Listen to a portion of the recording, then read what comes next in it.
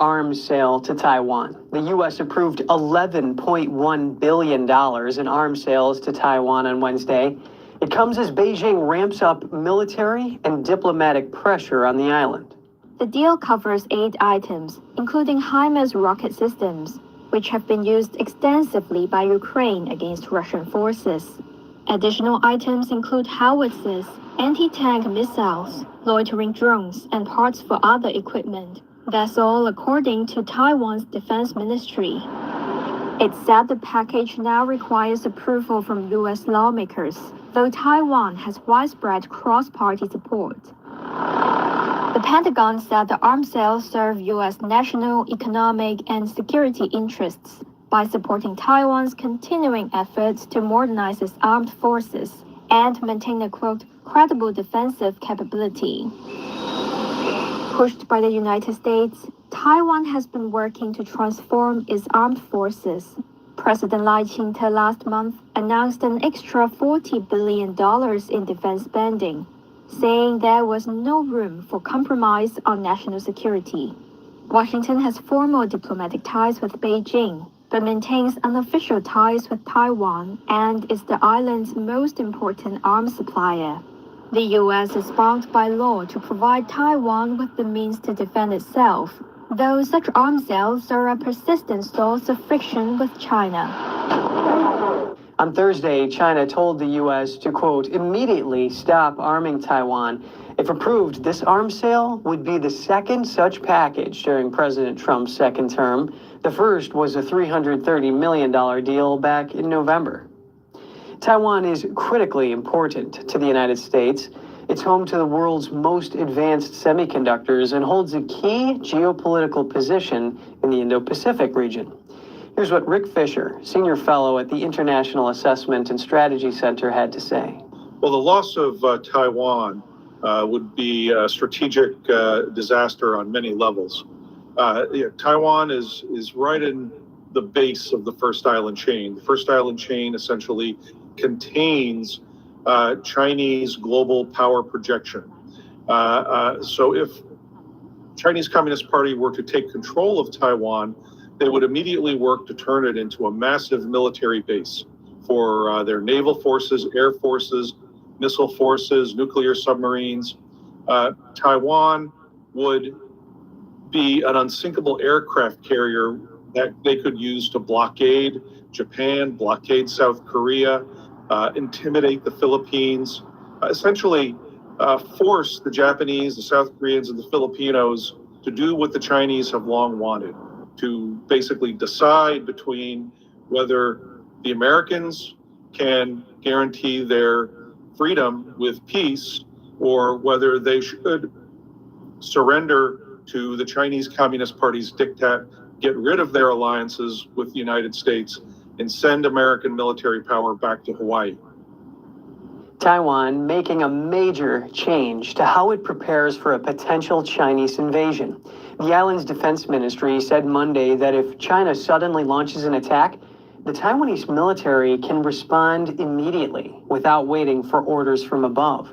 The move aims to prevent China from catching Taiwan and its allies off guard, such as by turning military drills around the island into an actual invasion. 3 years ago, China launched a massive military drill that effectively surrounded Taiwan.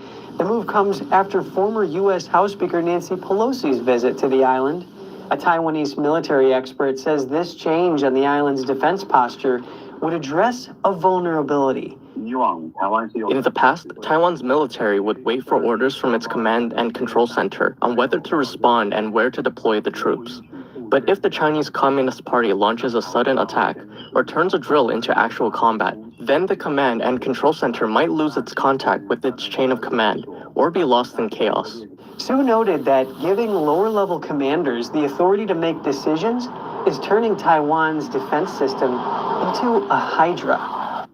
That way, Taiwan's military wouldn't lose its systematic defense capability if one of its heads were cut off. Each unit can fight independently, and it allows them to maximize their defenses. Taiwan says this is part of Beijing's strategy to harass the island without engaging in actual combat. aiming to wear down its armed forces by keeping them on constant alert. Its defense ministry added that China has been practicing attacks on Taiwan, sending warships further into the Pacific toward Australia and New Zealand. A new report says that 中华民国政府呢，先前呢提出了8年期间400亿美元的国防特别预算案，建构台湾之盾。那不过呢，这个星期在国会的程序委员会第4度被卡关，仍然没有能够排入委员会的审查程序。